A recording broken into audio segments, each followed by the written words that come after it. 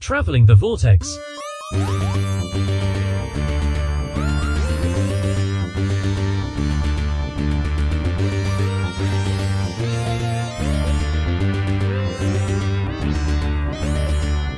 We've joined Doom as she searches for the Doctor and arrives in episode 560, which is originally from the future, but got bored because everything's already happened. I'm Keith. I'm Sean. I'm Glenn. How is everybody this week? It's been a while. I'm bored. Everything's already happened. Everything's already happened. Did you guys do or watch anything? I watched a whole bunch of stuff in the last 2 weeks. I watched a lot of stuff for me. For you? For me. For you. For me, too. For me, it's a lot of stuff. Oh, for you, it's a lot of stuff. I got you. For me, I watched a lot of stuff. Lead us off, Glenn. Well, where do I start? I watched the first 2 episodes of Rebel Season 5, or Ahsoka. Only the first 2? You're so far behind. There's only 2 Yes, episodes. I'm going to lord this over you because I've seen episode 3. Wait, there's a third one? Oh, that dropped today. I didn't even realize Actually, it drops on Tuesdays at 8 p.m. Tuesdays. Oh, I thought it was Wednesday. Yeah, no, I haven't. Yeah. You are one up on me. You could watch it last night. You're right. You are one up on me. No, I'll get to that later. Anyway. We debated whether or not we were going to include that as part of our rotation for shows because we meet with Patrick on Tuesday nights. Mm-hmm. And it was like, yeah, the allure of actually being current on a show, it's too much. We've got to do it. So, well, episodes 1 and 2, current as you can be. 1 and 2 were great. I'm looking forward to 3. In fact, maybe after we wrap up here, I'll go watch 3. Yeah. And then still up to date on Owning Murders in the Building, which is still really, really good. And then I finally watched Wednesday. Got through all 8 episodes of that. That was a very enjoyable show. I'm kind of sad that I waited so long to watch it. It was a lot of fun. And then I've been watching. I went back in Real Time Productions. They do those Myth Maker videos, and I've gone back way back in their catalog and watched the first 3. The first one was with Michael Wisher. The second one is escaping me. Was Neeson, John Neeson.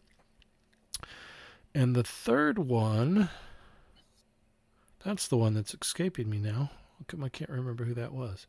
Anyway, those are kind of cool because their first ones were done in the late 80s. So the show was still on. And I think the thing that I thought was interesting about going back and watching these is you're seeing these interviews with Doctor Who actors who... how do I forget this? Nicholas Courtney was the third one. And you're getting interviews with these Doctor Who actors before they were on the they were early in the convention circuits, and it was before they kind of had their rehearsed answers to everything.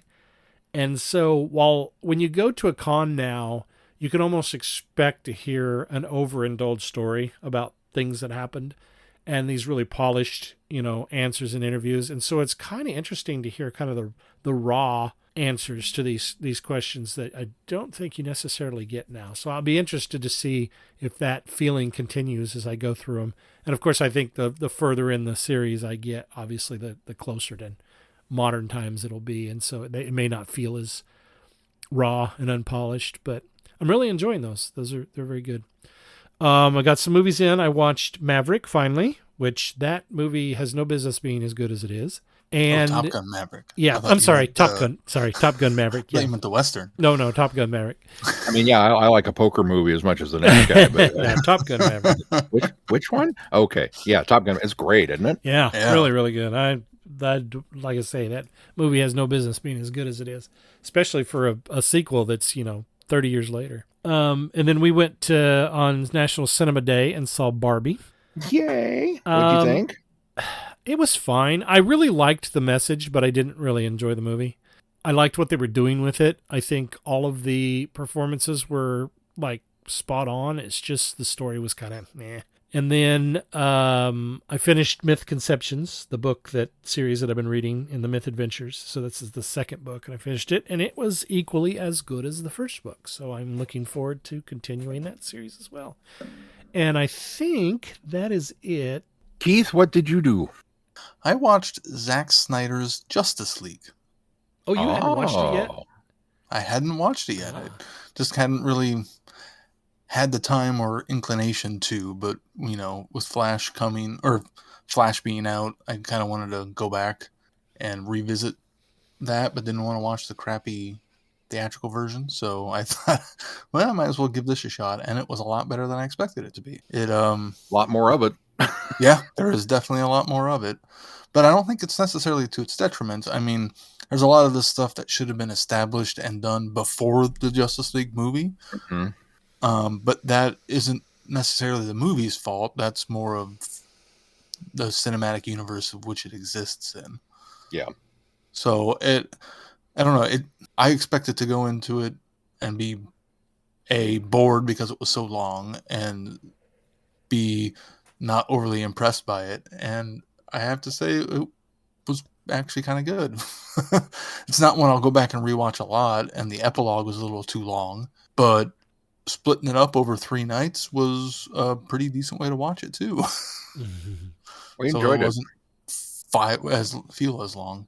So I did that so I could also watch The Flash, which I did, and I kind of liked it. I know, Glenn, you had said it was the best bad movie you've ever seen, but other than some of the CGI, the Speed Force CGI is really the only bad CGI in the film. And the rest of it, I think it's a fairly solid story with some very interesting ideas in it. There's some character decisions that I don't necessarily agree with. One of which being the other Barry Allen. Mm-hmm. But they also kind of justify it for me in the fact that he's 18. So yeah, he's not mature. He's not gone through any of the stuff the other Barry Allen has gone through. And so he is immature, and he is a freshman in college. So it's kind of not necessarily, outside the realm of possibility of that's how he would behave and act in these sort of situations, especially when we've already seen how the other Barry Allen is in similar situations. Yeah, So that was one of my problems, though, as well, was the characterization, and I think you're being too forgiving. I could be. I think you're trying to find justification for it, but I think that he was a little too immature even for 18. There also wasn't as much of it as I thought there was going to be. Mm-hmm. Yeah, or as much as the immaturity as it's necessarily been commented on and portrayed upon. And maybe because I knew about the immaturity going into it, I was able to kind of look past it a little bit more. No, I'll give you that. It's not as bad as people have made it out to be, or even as much. So I actually kind of liked it. So that's 2 things I went in, and maybe my expectations on both of these things were low enough that it exceeded them. So I'm like, oh, okay, yeah, pretty good. It's neither one are ones I'm going to rush out to watch again anytime soon, but there was a decent amount. If Liam really got into, the DC superheroes and wanted to sit down and watch everything, I would be more than happy to sit down and rewatch The Flash with him. We also finished Good Omens 2. I still have not finished that yet. We have 2 episodes left. I think we have 2 more as well. So the final 2 episodes are pretty good, and the first couple of episodes are pretty good. The middle, it really starts to sag for me, and feels like they kind of are treading water a little too much to try to capitalize on the success of the chemistry and the backstory of the 2 of Crowley and Aziraphale. But other than that, I thought it was good. I don't like how they necessarily ended it, but I know they're kind of ending it in a way to set up another season. So I'm willing to give them a little pass on that too, just because only if we get another season. Yeah. If we don't get another season, then I'm going to be very disappointed with season 2 and probably never go back to it. How about 2 seasons in a movie? That would be fine too, so long as we get some sort of better resolution. Because there is a kind of closure to the end of the season. It's not left on a cliffhanger. It's left with some sort of closure. What about 2 seasons in a book? Because Neil Gaiman has said if they do not give them season 3, it will be written as a book. Okay, that would be fine too. So long as there is right with that. A resolution to the story he has set up. The new story he has set up. I tell you, episodes 3 and 4, we kind of commented on. It felt like we were getting so much backstory that the kind of current plot thread of what was going on had been dropped almost, so that we could get these very long, extended backstory segments. And so, yeah, I can understand that maybe it drags a little bit, but I also, at the same time, 100% disagree, because episode 4 had David Tennant in that hat. And I have decided that's my new thing, is David Tennant in a hat. That hat in particular. Cool. So I'm okay with whatever happened because he wore the hat. He looked good in a hat. Well, and the long backstories were nice and very interesting, but I wish they had contributed more to the overall story. It felt like it was a distraction to stretch things out a little bit. Mark Gatiss doing his whole Ministry of Silly Walks on his own. Like, everybody else was kind of sort of on the same page, and he's over here. It's like, dude, you are not in the Michael Jackson Thriller video. What are you doing? But I guess when you're Mark Gatiss and you're friends with Neil Gaiman, you can do stuff like that. My other thing is a 2-minute review. So before we get to that, what did you do, Sean? Well, we also took advantage of National Cinema Day and went and saw Gran Turismo, which is very good. I was honestly a little surprised by how much I liked it for a quote-unquote video game movie. For a 2.5-hour PlayStation ad? Yeah. To be fair, I have played Gran Turismo, and it's not a game. It is a racing simulator. And it just really kind of drives home the point of why I don't play racing games or simulators, because I can't drive. But you can't drive in real life, let alone a game. Yeah, maybe if I practiced more, I'd be better. I need to load up the game so I can go get out of the driveway. Yeah, no, it was good. And we took advantage, since Cinema Day was all seats, all theaters, $4. We went and saw it in the MX4B whatever interactive Rumble-Rama seat shaking thing. The 4D Max. Yeah, that whatever that is. And I can say that this is a great movie for that experience. So if you're looking to try it out, the racing and the rumble of the motors and all of the okay, that was all very, very cool.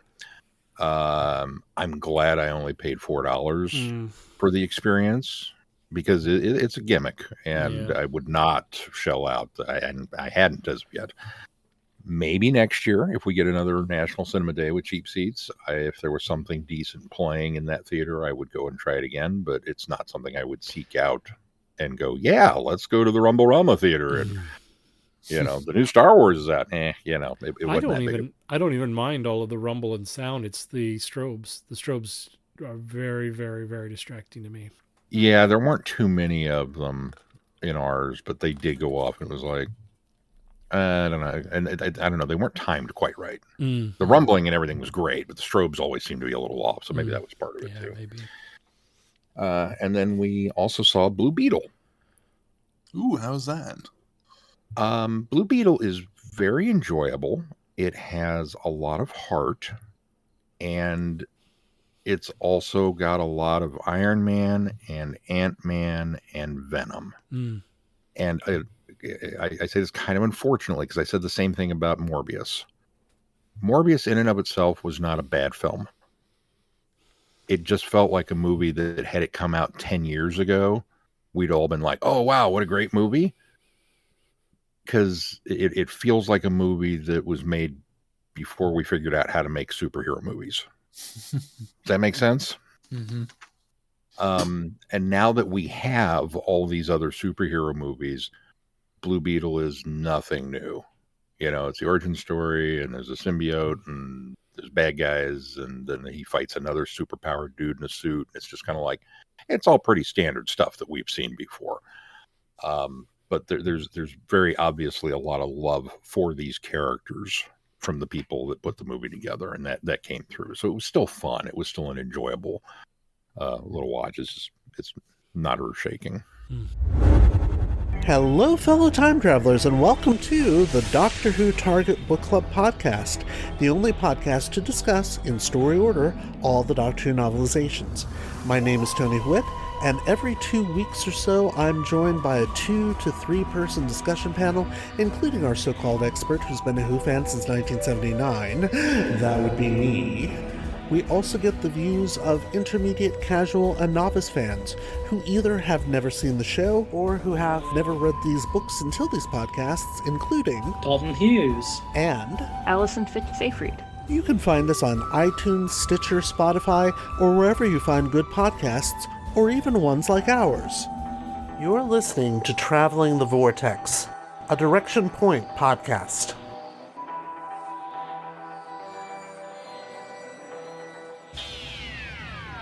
You are invited on an adventure across all of time and space, in a completely random order. It's the Police Box in the Junkyard podcast. Jump in the TARDIS with your hosts, Eric Gulbranson, Asad Kheshki, and Matthew Kressel. Explore Doctor Who TV stories, audio adventures, and books, both novels and non-fiction. The Police Box in the Junkyard podcast. It's the entire Whoniverse on shuffle. The Police Box in the Junkyard podcast is a member of the Direction Point network and is available about once a month wherever you find your podcasts. You are listening to Traveling the Vortex.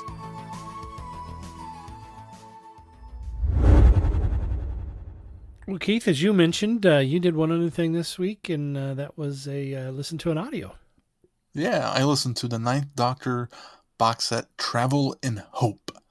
And this is going to be my something new 2-minute review. So this is a box set composed of 3 stories. The first one below there is a very cool kind of horror-esque story of this woman on a space station, a relay station.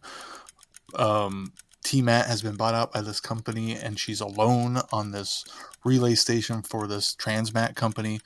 And the doctor's trying to communicate with her, and things get kind of wonky, and she sees things that she doesn't think are there, and they're visions of the future. And it's just really atmospheric and really clever story that I thoroughly enjoyed. The second story was a one called The Butler Did It, where the doctor lands in a space spaceship repair port and has to solve a murder. Or an attempted murder, and it's very fun, very cheeky. He makes lots of references to Murder, She Wrote throughout the whole thing, and it's just a very, very fun story. The final one is Run, which is probably the best one out of these 3, even though it is a political story. It is the early career of Alpha Centauri. They go off to join to be a senator in the Galactic Federation, and it's their first foray into politics, and they get swept in this intrigue, and it's really a story about how democracy can easily die and what it takes to try to instill hope and help it survive throughout those who would try to take it down. It's a really good story. It's a great political thriller with Alpha Centauri as kind of the head person and the doctor as his. And that is my something new 2-minute review. Sounds intriguing. Yeah, it sounds like a good story. Yeah, the whole box set is really well done, and it's more 9th Doctor. It's kind of nice in the fact of this box set. You could jump into any of them. They don't connect. They're just all standalone stories, but they all kind of have a theme of hope running throughout them. They all say, who is Doctor Who? This is Tim Trelaw. This is David J. Howe. I'm Peter Purvis. I am Sadie Miller. This is Lauren Cornelius. Larry, it's Fraser. For all things in the Doctor Who collecting world and beyond, the Doctor Who Collectors Podcast. I'm Larry Van Mersbergen, your host, and I've been collecting for 42 years. You're listening to Traveling the Vortex on the Direction Point Podcast Network. We are going on a journey, a very long journey, through the world of the Target novelizations in publication order. Every week, we are looking at a new book, talking about Terrence Dicks, Malcolm Hulk, and all our Doctor Who novelization friends. Whatever you do, keep turning the pages. This is Jason Miller of the Doctor Who Literature Podcast, a member of the Direction Point Podcast Network, and you are listening to Traveling the Vortex, a Direction Point podcast. All right, well, let's talk about some news. Yeah, they have announced that newly remastered series 1 through 4, that is the Christopher Eccleston and David Tennant run, will be on Blu-ray coming out. And additional newly upscaled versions. Okay, so for somebody who is still, the technological Neanderthal, I have these seasons on Blu-ray. How more high def can they get? I mean, it's not like a 4K restoration or anything. Right. Well, and we talked a little bit about this off. I'm going to feel like I'm repeating myself, but yeah. So I mean, the first 4 seasons were shot in standard definition. Actually, I think they were shot in higher quality, but they were mastered in standard definition, and probably because it was cheaper at the time. And so now what they'll do is they'll convert those to remaster those. I bet they'll get it to 1080p. I'm like you, I don't know that we're going to get 4K remasters, but I bet they get it up to 1080p. And they do a lot with computers, so I guess who knows? They won't have to convert now they're doing 1 through 4, so I guess they aren't doing the specials, or are they? They doing are. Yeah, okay, they're lumping those in as series 4. So it makes sense, since that would finish the 10th Doctor run. So those are already in those were already shot in high definition. Actually, I'm not sure that's even true. I think Planet of the Dead wasn't, but all the rest of them were. Or no, Next Doctor wasn't. Seems like there was one. I may be wrong. Seemed like there was one of them that wasn't, and that it was like the second special which would have been Planet of the Dead. Anyway, those are already for sure from Matt Smith going on. They were shot. Yeah, no, they most definitely were from Matt Smith, but most if not all of the David Tennant specials were as well. So, I think that if they just do this and then just don't really do anything more, like more bonus features and more specials and things like that, or we lose a lot of the bonus features that are in the original discs, then I just don't know that it's worth upscaling these. According to the article, all existing bonus features and a newly specialty shot extra, a look back to time and space with Russell T Davies and David Tennant will be included. Okay, so this probably would be worth a upgrade, a purchase then, if all of that's going to be included. So right now there is no announcement for a U.S. release. Yeah, doesn't mean anything. But I guess so. Here's my question I just thought of. They did a big box set, at least in the U.S. On Blu-ray for the David Tennant era. I can't remember if Christopher Eccleston's era was included. Did the UK get that too, or is this kind of that version? Well, of that? this is technically our third go round with the Blu-rays, because they put the first and second Doctor season on Blu-ray, and they released that, and then they did all of the rest of them. So there was that version, and then there was the one that we have here in the U.S., which was just the David Tennant. There is a non-conforming box. Right. There is a Blu-ray, individual Blu-ray disc of season 1, because I have that, and that was U.S. as well, maybe UK. So they've gone to Blu-ray with these before. This is the first time that they're remastering them so that they actually will be in high definition. So they upscale on Blu-ray. They take and they upscale the video when they put them on Blu-ray, so they you don't notice the standard definition as much. But as I was saying earlier to you guys, I can see the standard definition even on the Blu-ray copies that we have. So it might be worth it if they can upconvert these very well and make it look good. And these might be worth it if we even get it here. Even if we even get it here in the U.S. Yeah, I have the same thing, Glenn, where I've got the Ninth Doctor by himself, and then the David Tennant collection on Blu-ray.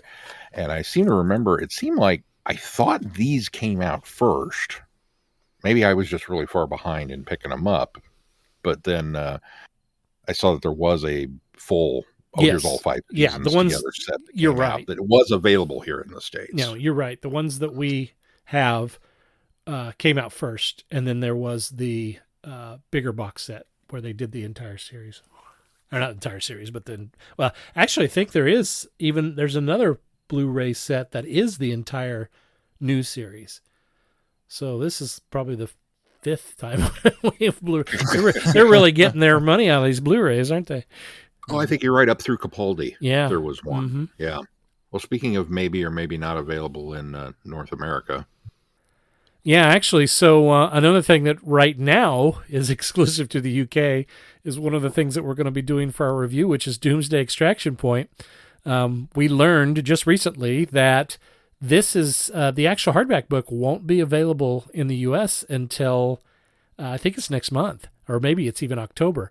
But however, fortunately, the digital copy is available to download, and so we were able to still get copies of this to read, and so there's where we're going to go next is our review of Doomsday Extraction Point, and then a little bit later we will talk about Doomsday Part 2, or aka Wrong Place at the Right Time, which is the Doctor Who Lost in Time mobile game or special event. Keith, you want to give us a synopsis for Doomsday Extraction Point? Yes. The finest time-traveling assassin in the cosmos is running scared. Doom's own death is coming for her in a matter of hours, and the only person in the universe who might just be able to save her is the Doctor, so long as it's the right Doctor. But as soon as Doom searches for aid, the hits keep coming in. Kill a Krabby Crawl in his replica world. Assassinate a ghost on Satellite 5. Eliminate a living asteroid. Doom finds her talents and patience stretched to a breaking point. But these apparently random jobs are linked in a way Doom could never imagine. And when not one, but 2 different doctors get involved on the trail of an old enemy, the ensuing fireworks might just end the lives of billions. Can Doom solve the mystery before her allotted hours are up? It's not only a planet she must save from destruction, but herself. I'm going to give it a bump. I'm going to give it a bump as well. I really enjoyed the book. It's not a masterpiece in writing by any stretch of the imagination, but it's a really fun story, and it does a really good job of weaving through 3 different hours, which seemingly 3 different stories that really do end up weaving back into each other. And I like how the first story moves into the second story and makes callbacks to the story before, but doesn't really connect as much as you think it would until you get to the third story, which then starts to really call back, and really you start to see the connections, and then the fourth story kind of bringing it all together at the end, I thought was really, really well done. Yeah, I would agree. The way the author was able to set up these unique individual stories or hits and then make them cross into each other and then merge together at the end, I thought was a very well thought out and very well executed bit of storytelling. The first story, I concur. The first story, I've been Jinx, show me a Coke. Oh, go ahead. I was just gonna say I concur with. I think I've been kind of vocal that one of my complaints about the whole Doomsday arc is we're just jumping from time slot to time slot to time slot, and we have an hour to solve a problem, and then the Doctor's not there, or it's the wrong one, and we jump out and we do it again. And I was worried that we were going to just get 24 hours of this, and then there wouldn't be a payoff for it. That we'd get to the final episode and they would, finish the story, but not necessarily make all the other jumps worth it. This book, I feel like, is kind of in a microcosm of what I'm hoping for from the larger event. Mm-hmm. That there are going to be these little ties that we can't see now because we've only gotten, the first half of the story. And that once we get into the back half of things, that more stuff starts to tie in together, and we go, oh, wait, I remember that. And that it pulls together and creates a cohesively whole narrative. And I thought they did a very good job with that in the book. I think what it benefits from is this is one author writing 4 different stories. And so they're able to weave that narrative through the whole thing and connect it. I think that's where the other previous ones have fallen down. And quite honestly, the Doctor Who magazine set of stories really was the one that could have done this as well, but chose not to, chose to tell 4 different stories. And so I think that's why it's felt that way so far, is because it really is just different authors given a little bit of information or an outline on Doom and then saying, go off and write your story. And which I haven't disliked anything that we've read, or I guess it's all been read so far, but this one, because you gave one author 4 hours, and this, MG Harris can take those 4 hours and make it look like 4 different stories that all interconnect. That's the right way to do this. And I think that going forward, if that can happen again, although we're running out of Doomsday, this is what, hour 14? Does this go up to 14? Yeah. Yeah. So we don't have very many hours left. I guess there's still 10 hours left, but knowing what I know about stories in the future, it kind of feels like it'll be a return to norm, but that's just spoilers for now. So, well, and for being the same author for all 4 of these parts, I also felt like each segment kind of had a distinct feel to it. The first segment was very James Bond. Oh, that's what I was going to say earlier, was that felt like a James Bond novel. Completely felt like a James Bond novel. I mean, not just in the setting. Of course, we were on a ski slope, and we've got a gondola ride that you're climbing up on top of, and all this kind of stuff. And then there's a hidden base in the mountain, and it was very Bond template throughout the proceedings, which was great. It was a great adventure yarn. And then the second one, I don't know that it fit necessarily a specific genre, other than it really took me back to Satellite 5. Yeah, it's a great follow-up to that Ninth Doctor story, and helps it make it, to me, the entire book, but probably because so much of the Ninth Doctor is in it, plus the villain that shows up at the end, feels like it's all a Ninth Doctor era story. Yeah, it really feels... And this helps set that groundwork. It feels like Satellite 5, other than, what was the Jaggerfest? Was... The Mighty Jaggerfest. Yeah, was, dispatched of and was no longer controlling Satellite 5. It still feels like Satellite 5. It feels like not a lot has changed. And I think that's what makes it feel a lot like that episode, in a good way.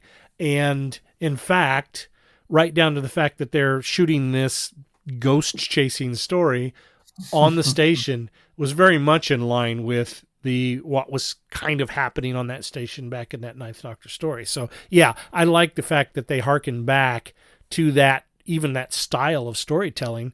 And it really feels very much like Satellite 5 feels very familiar, even though it's a completely different story and we're talking about different trappings here. It really feels familiar to us based on the fact that they kept it just, that much the same. And I think that's what makes that work.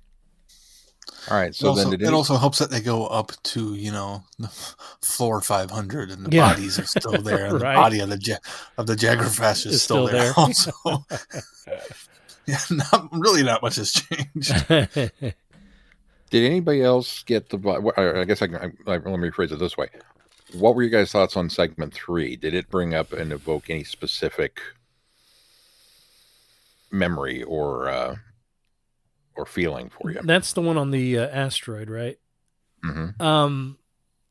I don't know that it did. It of the 3 or of the 4 stories, that one to me felt the most Doctor Who, most doctory. Mm-hmm. And so, but I don't know that I could pinpoint a specific episode, but it really felt like a traditional Doctor Who story. And so I think that's why that's what that invoked to me.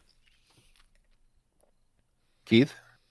I don't know if it really invoked anything specifically. It obviously did for you. I very much got a Fourth Doctor vibe. Yeah.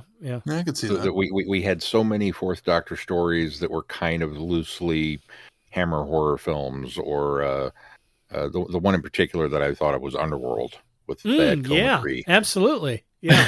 No, you're absolutely right. Yeah. It just kind of had that foreboding sense of we are stuck somewhere, and even the invisible enemy, just lots of cramped corridor running, very and claustrophobic. then there was a spaceship, and bugs. Yep. Okay, yeah. That's a Tom Baker story there. Hive bugs at that. Yeah. Hive robot bugs. Yeah. I can't put my finger on 4 though.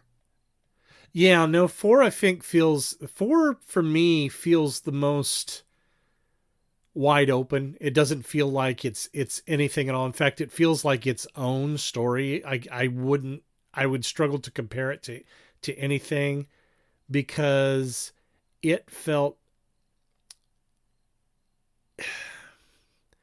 maybe because it's the culmination. Well, it may be, bringing everything together. There's so much, but it also, it stands aside as well, because I suppose maybe if I were to liken it to anything, it would be the feel of, it's not coming to mind now. There's another story that maybe it'll come to me later.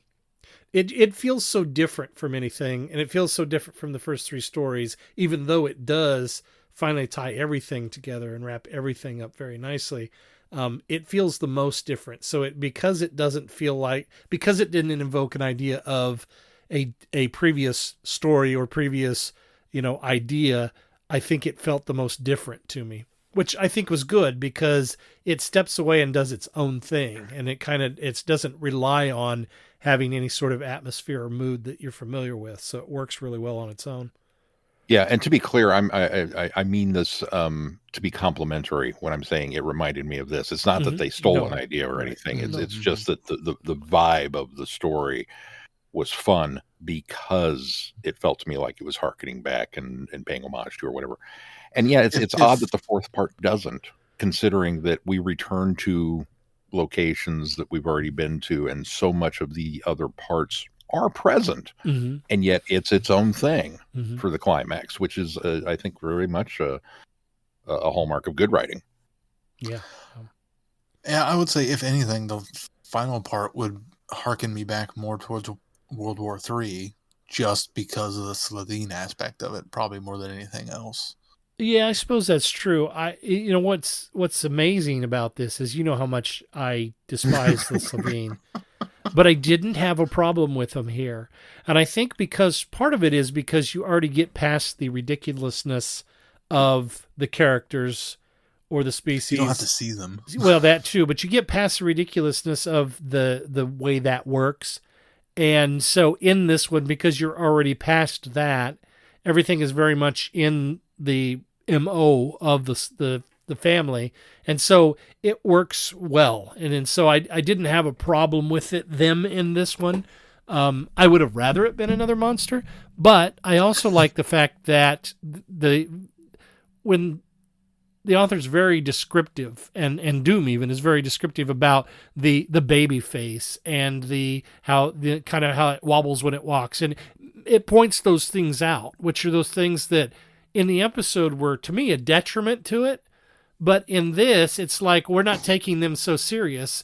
We're going to actually point these things out as we use them as our villain. And so it works in that way, because they didn't, dance around the fact that it's a stupid villain. It's a stupid species, but they just went full forward with it. And so I appreciated that and respected the fact that they did that.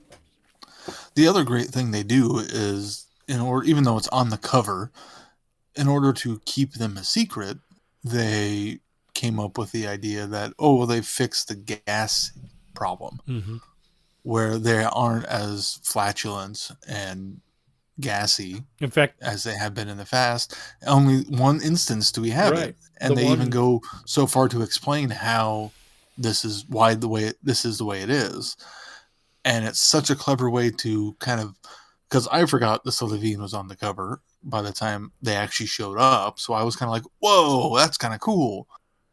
Even though it felt like a Celine. huge reveal, even though it was telegraphed. Even though you got that little bit, and that's when I began to. We had the next episode where it was the law firm of Celine. It's like, okay, yeah, so we're totally going there, right? But yet when the reveal happens, it still feels like a big reveal. And the beauty of it is, as you said, Glenn, that we're not taking him seriously. We're pointing out all of the flaws in the design of the monster. But because it's a book and it's open to the mind's eye, and we're just filling it in with the mental paintbrush of what has come before, we're not actually seeing it. We're not seeing the bad zipper effect. We're not seeing the gross out flatulence, oh, come on, and a fart jokes moment. We're not seeing all those things. And it almost makes them scarier. Like, I don't get me wrong, they're still laughable as villains. You don't see the bad CGI of them running. Yeah, but it kind of, the paintbrush of your mind is so much better that it does kind of make them a more effective villain this way. I would agree with the effective villain. I wouldn't say scarier, but I think maybe it does make them more menacing. Menacing. There you go. Good word.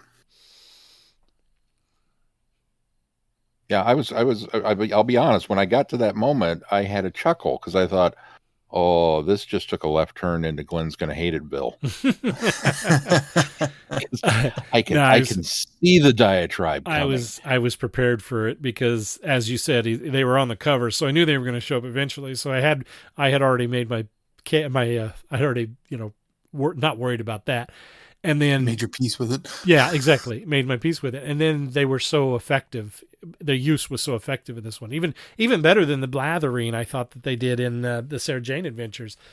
Which I thought they was a step better than the Slovene in that story. Although I think it works in Sarah Jane, maybe because it feels a little more like a kid's series rather than Doctor Who, but that's neither here nor there. I think they were very effective in this.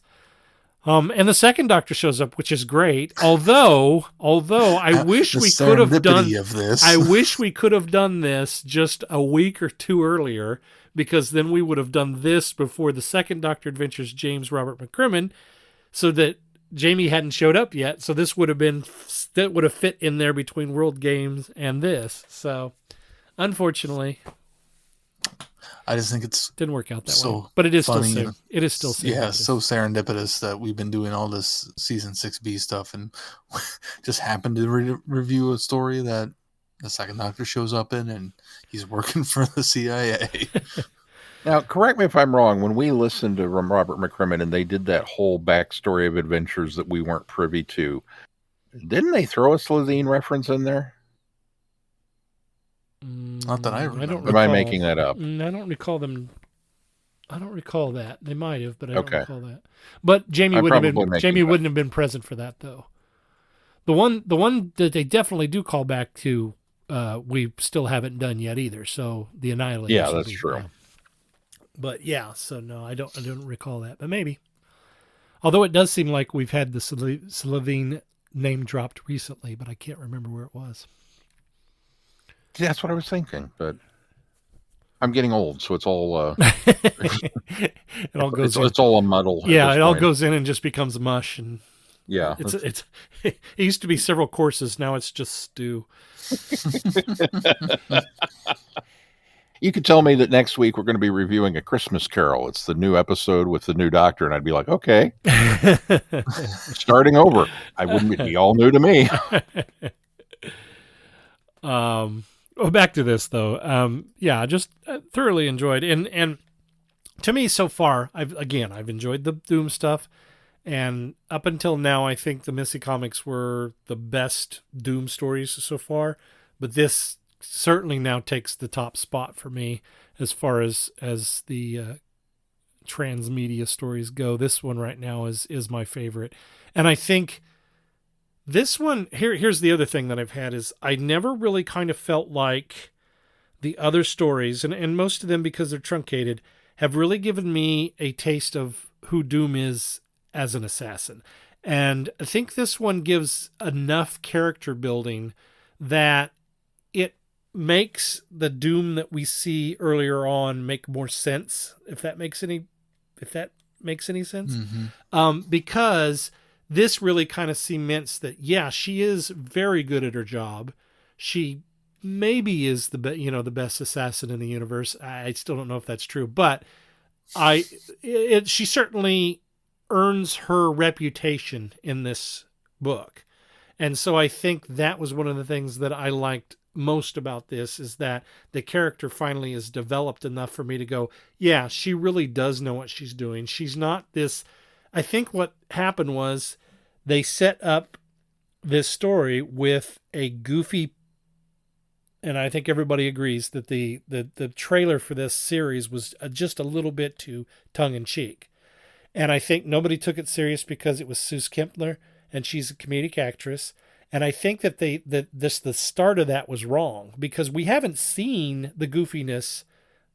She's very tongue-in-cheek, and there are humorous moments. She's snarky. Yeah, she's snarky, but it's not kind of how they set this up. So I think this frames this really well. What this worries me now, though, is once we get to audios, particularly the big finish one where Seuss finally gets to portray the character 100% as playing Doom, I'm hoping that it's consistent, because I didn't think that the first stories we read were uneven, but there just wasn't enough of the character to really kind of understand. This kind of made the characterizations in those stories better for me. And so I hope that continues throughout the rest of this series. Same. It very much retroactively fixed a lot of what had come before. Because I remember thinking, much like you, oh, she is competent. Mm-hmm. Because they told us she was this, badass assassin. But none of the early stuff really made me believe that. Mm-hmm. There were no daring escape hijinks after offing somebody, or Mission Impossible or James Bond style clinging to the outside of a gondola. It was just walk in, maybe poison them, maybe not, walk off. I mean, that was kind of low-key assassination squad stuff. Yeah. And a lot of them had complications to them. So it was like, well, you're just not very good at this. But this was the first one that made me go, okay, yeah, you are good at this. I believe in you now as a character. Mm. And so that was a pleasant awakening. The other good thing the book does is kind of dips into the bigger mystery that we've been trying to deal with throughout the entire story of,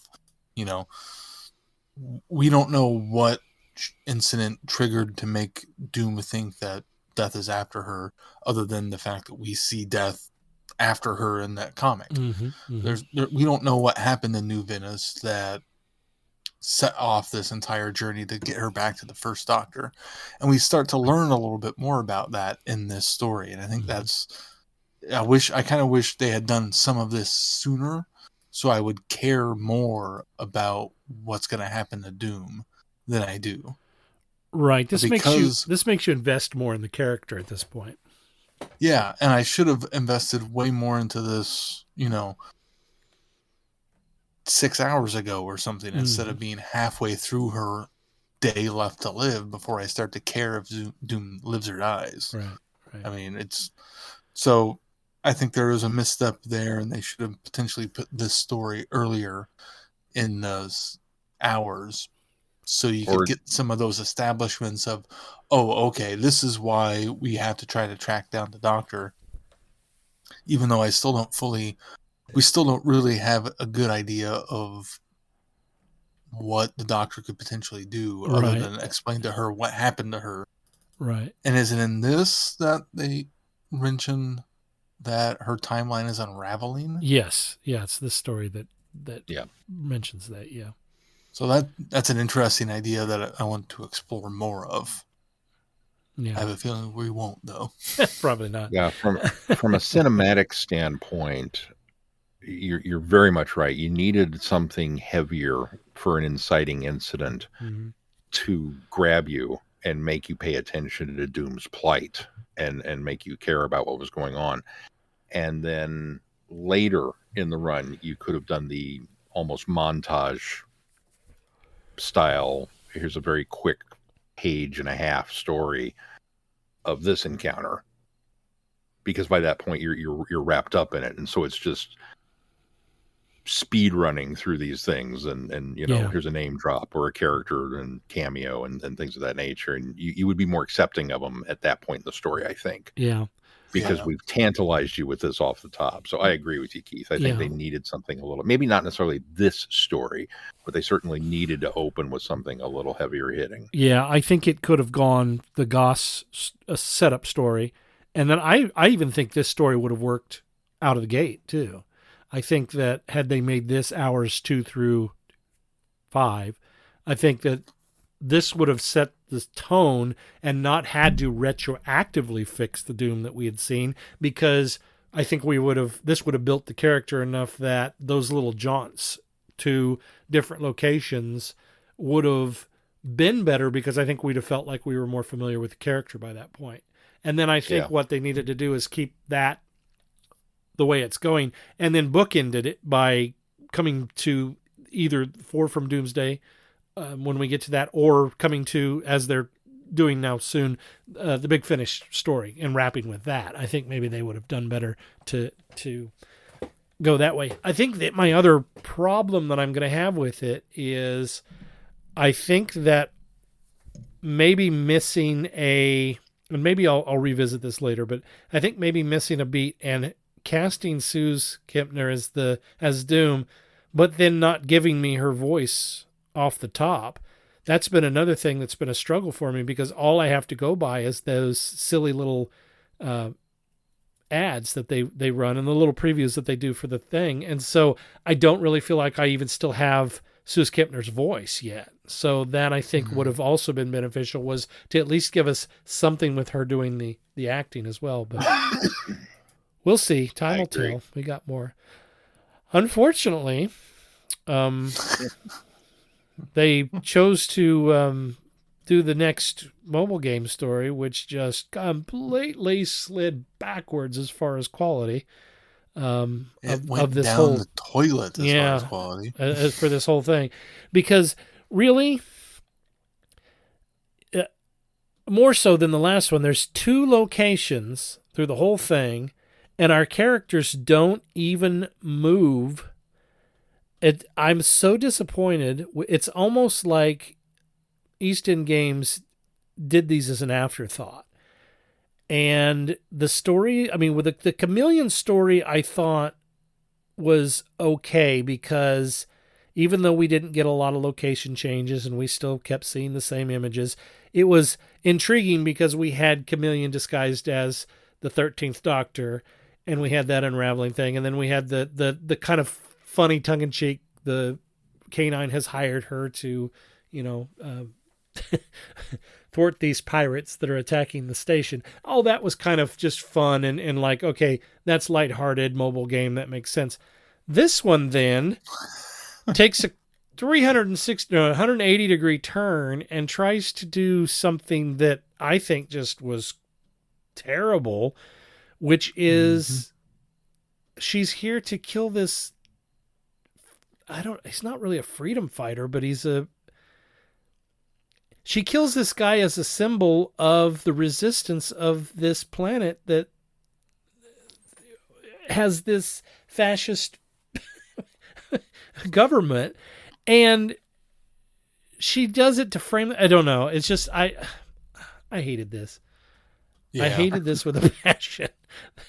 Here are the 2 big problems with it. We go into it with absolutely no context, and don't know what's going on throughout almost the entire thing, despite the conversations, because it doesn't make any sense because we don't have any context. And then, even at the very end of it, she goes, "Well, that was a waste of my time." Yeah, right. Which was a waste of mine exactly, too. Which if you're telling your viewer or reader or whatever that the protagonist has wasted their time, then it's just like telegraphing to you that you wasted your time reading this. We have no investment. We came off of the highest of the high. Right, that's true. So far with this saga. It's a lot further and to immediately fall. went into the lowest of the lows with this saga. I mean, I think had we had a familiar character even that she was interacting with, I might have had a little more investment in it, but I don't know this Martin. I don't know his family. I mean, I'm sorry that his family's going to die and he's going to end up being an unwitting martyr for a cause. But beyond that, it's just, I don't know. It's pointless. Very pointless. And, so far, every story has tried to at least somehow connect to the Doctor in some way. And while I could see that being a challenge or repetitive, I do think it's kind of necessary considering the story that they're trying to tell, and the fact that this doesn't at all is to its detriment. It's not a refreshing change of pace because, we don't have to have the weight of the overall story going on. No, we kind of need that weight to get me through the story. Mm-hmm. And to not have that is a huge misstep. I think this could have even been maybe even more of a lighthearted breather between the bigger picture. If it was lighthearted. Yeah, exactly. That's what I was saying. Had they chosen a different route or a different story and just, I mean, it already invokes sort of a cartoony feel. Even the episodes that are running along in the game itself don't take themselves too seriously, if that makes any sense. They're done very kind of lighthearted, and that's helped by the fact that, or aided by the fact, I suppose, that the imagery of this is very cartoonish. And so, and I'm not saying that it's silly or funny or they're not taking themselves seriously, but they're not taking themselves too seriously with the stories they've been telling. And so I think it works. But this one just gets so deep that I think they should have just stayed with that kind of upbeat, fun, take a break from, the book before you lead into the audio, the 4-part audio that we're going to review next week.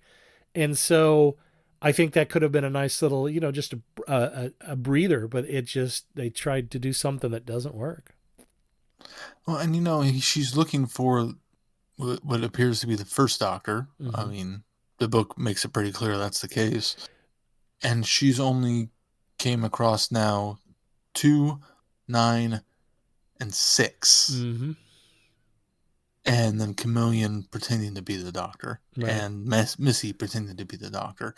I wouldn't want another story where there's someone pretending to be the Doctor, but at least you could have her meet another Doctor in the wrong order and be frustrated by that aspect and try and tease something else to come forward, not just this pointless story that depressed me. Mm-hmm.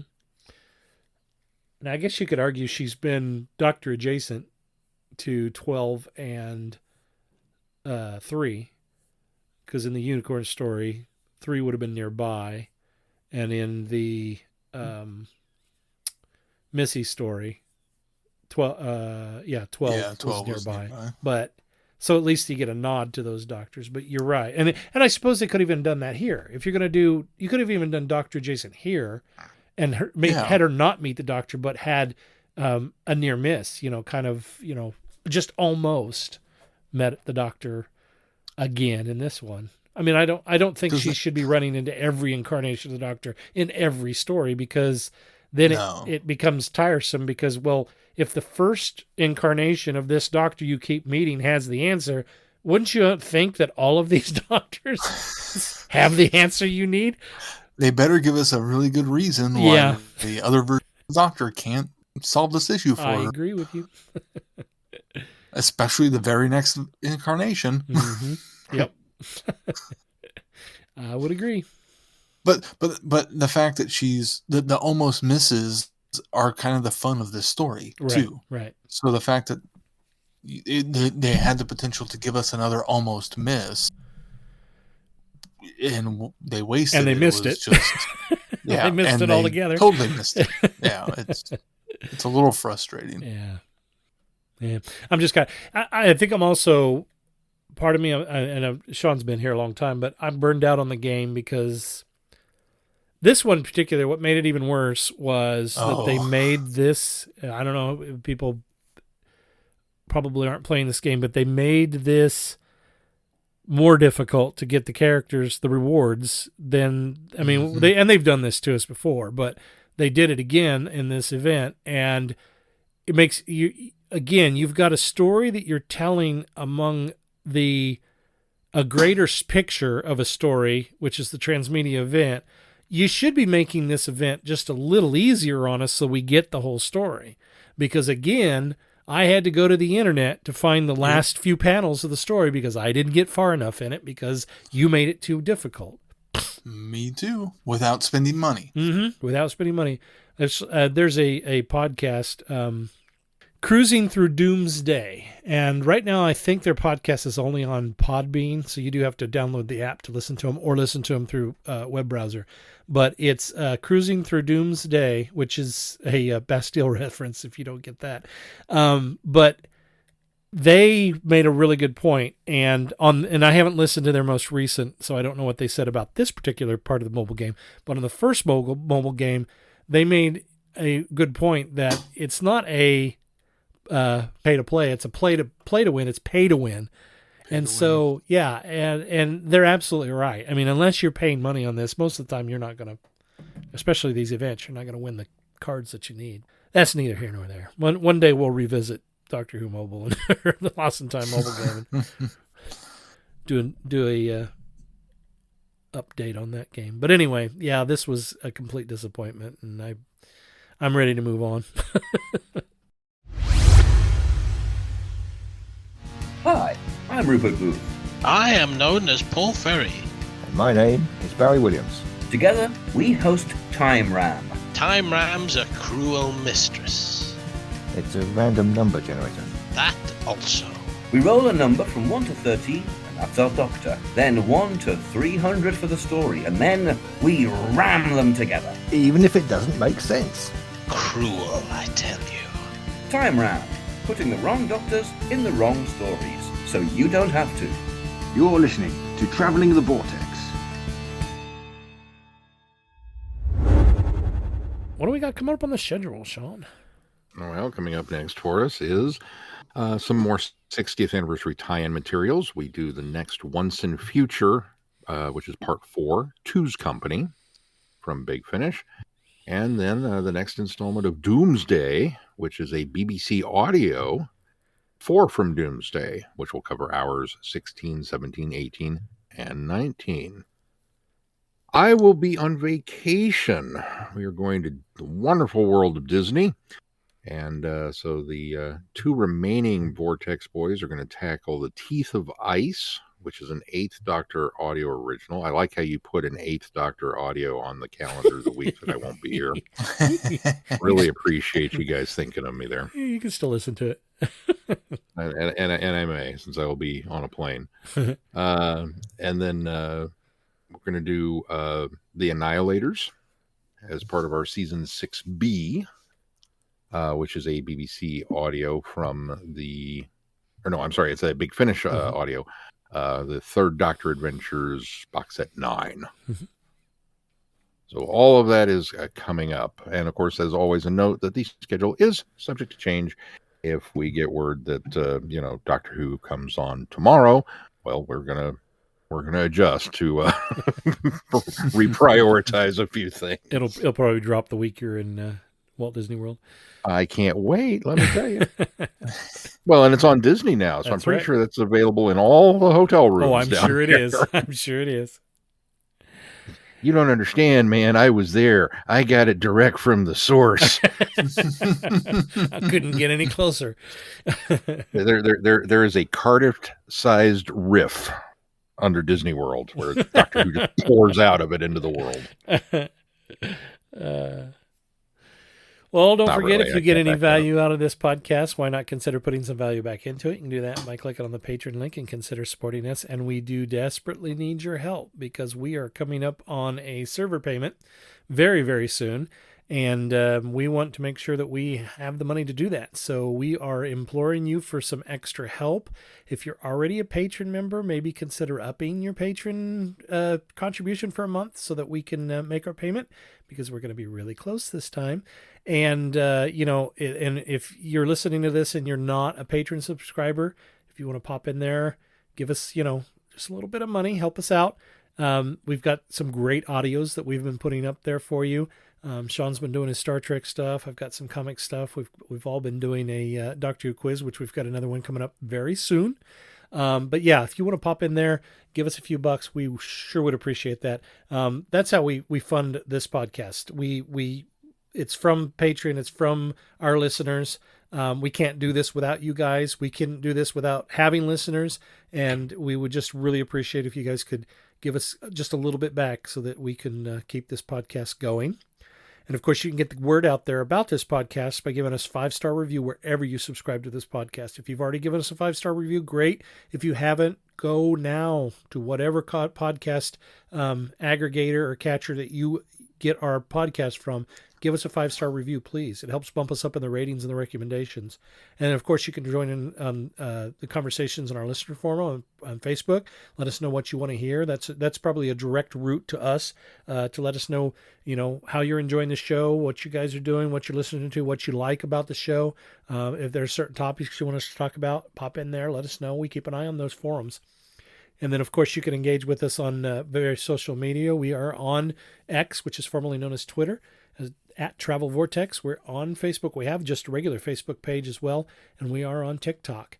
And Threads is coming soon. We're on Instagram as well. We don't plug that very much, but because we're also on Goodreads. That's right. We are on Goodreads. We have a Goodreads group. In fact, we have a fine little group over there that is moderated by Holly, and she helps us pick what books we're going to read for the month, and then she's moderating that for us. And so go there. You can find like-minded people over there that enjoy reading Doctor Who books, along with a lot of the ones that we've already reviewed and ones that we're going to be reviewing. So I think that's it. Like I said, we're on Instagram, but we don't seem to post on Instagram until we go to conventions. So I guess we better go to a convention soon so we can post more pictures.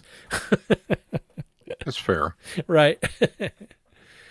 Anything else we need to touch on before we close this one? If not, until next time, I'm Glenn. I'm Sean. I'm Keith. Cheers. Good night, everybody. BC. And thanks for listening. You have been listening to Traveling the Vortex. Doctor Who and all of its associated programs are owned and trademarked by the BBC. No infringement is intended or implied. Direction point! Direction point! A Doctor Who podcast network.